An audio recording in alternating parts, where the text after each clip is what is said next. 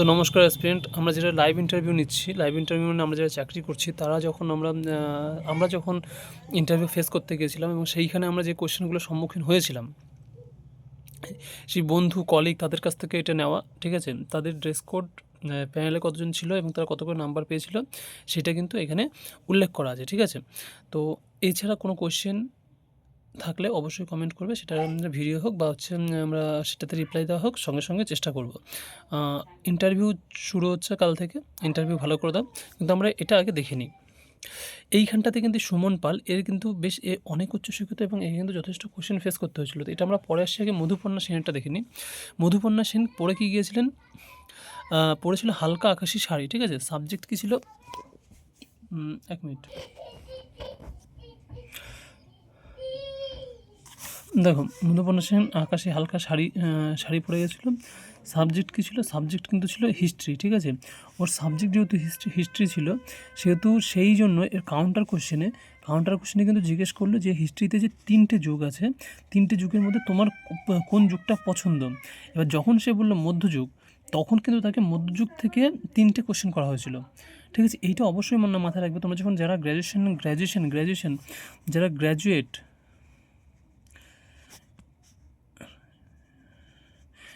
হিসেবে অ্যাপ্লাই করেছো, তারা কিন্তু তাদের সাবজেক্টের ডেপথে কিন্তু কিছু কোশ্চেন করবেই, ঠিক আছে?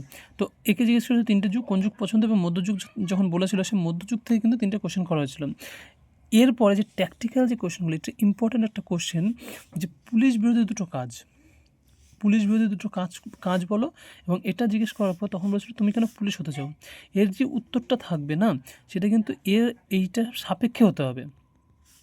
পুলিশ বিরোধী দুটো কাজ, যেমন চুরি করা, ডাকাতি করা, লোকের কাছ থেকে কিছু ছিনতাই করা,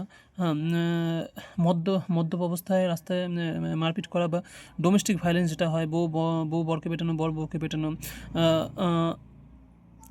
এই কাজগুলো এইগুলো কিন্তু সবই পুলিশ বিরোধী কাজ। হিরোইন, মাদক পাচার, মাদক বিক্রি, ঠিক আছে? সব কিছু কিন্তু পুলিশ বিরোধী কাজ।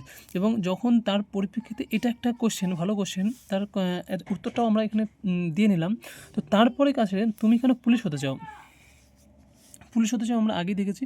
পুলিশ হতে চাও কেন, মোটামুটি এটা সবারই একটা রাফ করা থাকে, যে সমাজ ব্যবস্থার অন্যতম কাঠামো হচ্ছে পুলিশি ব্যবস্থা।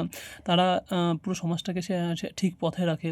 তোমরা সেই সব এটসেট্রা যারা যেটা মুখস্থ করেছো সেটাই বলবে। এটা আমরা যে সবাই জানি, এটা মুখস্থই বলে, কিন্তু বলার অঙ্গভঙ্গিটা যেন ঠিক থাকে। এছাড়া এর কিন্তু কোনো ম্যাডাম ছিল না। এর হচ্ছে এর যে প্যানেল ছিল, সেখানে কিন্তু ম্যাডাম ছিল না, 6 থেকে 7 জনই স্যার ছিলেন। এবং সে কিন্তু সর্বোপরি সবার সম্মতিক্রমে 10.25 সে ইন্টারভিউতে অ্যাপ্রোচ করেছে। মানে আমরা এখনও পর্যন্ত যা দেখছি, কিন্তু সবাই 10-এর ওপর পেয়েছে, ঠিক আছে? 10-এর নিচে কিন্তু কেউ পায়নি। আর এরপর সুমন পাল SCRB-তে এখন পোস্টিং আছে। তো একে দেখো, হালকা আকাশি শার্ট, ব্ল্যাক প্যান্ট পরে কি গিয়েছিল, হালকা আকাশি শার্ট এবং ব্ল্যাক প্যান্ট। এরপর একে কি জিজ্ঞেস করা হয়, প্রথমে নাম প্লাস পড়াশোনা জিজ্ঞেস করা হয়। যেহেতু ওখানে সমস্ত কিছু রকম ভেরিফিকেশন আগেই হয়ে থাকে, তোদের কাছে সমস্ত কিছুই থাকে যে কে কী পড়ে আসছে কি না আসছে। এবার যখন পড়াশোনা যখন বলে MA প্লাস B.Ed, ঠিক আছে, সব কিছু করা, তো তখন ডাইরেক্ট একে কোশ্চেন করা হয় যে আপনি তো এত উচ্চশিক্ষিত, তাহলে পুলিশে আসছো কেন? যেহেতু কিন্তু প্রফেসর বা কলেজের স্কুলে পড়ানোর কথা, সেইখানে দাঁড়িয়ে আপনি পুলিশে আসছেন কেন? একদম একদম প্রথম কোশ্চেন, পুলিশে আসছো কেন? কেন তুমি তো মানে অনেকটাই উচ্চশিক্ষিত। তো এইখানে একটা টেকনিক্যাল কোয়েশ্চেন এরকমটা হতে পারে যে এই মুহূর্তে কোনো ভ্যাকান্সি বেরোচ্ছে না, এবং আমার একটা স্বপ্ন ছিল, উর্দিধারী হওয়ার। উর্দিটা আমি পছন্দ করতাম। আমি এমনটাও জানি যে পুলিশে থাকাকালীনও যে স্কুলগুলো থাকে, সেখানে আমি পড়াতে পারি। এরকম একটা কোয়েশ্চেন সে যদি বানিয়ে নিয়ে যেত, তাহলে সে অনেকটা বেটার হতো। যদিও সে 11.48 পেয়েছে, খুবই ভালো নাম্বার পেয়েছে, কিন্তু তোমরা যারা যাবে তারা কিন্তু এই কোশ্চেনের উত্তরগুলো বানিয়ে নিয়ে যাবে।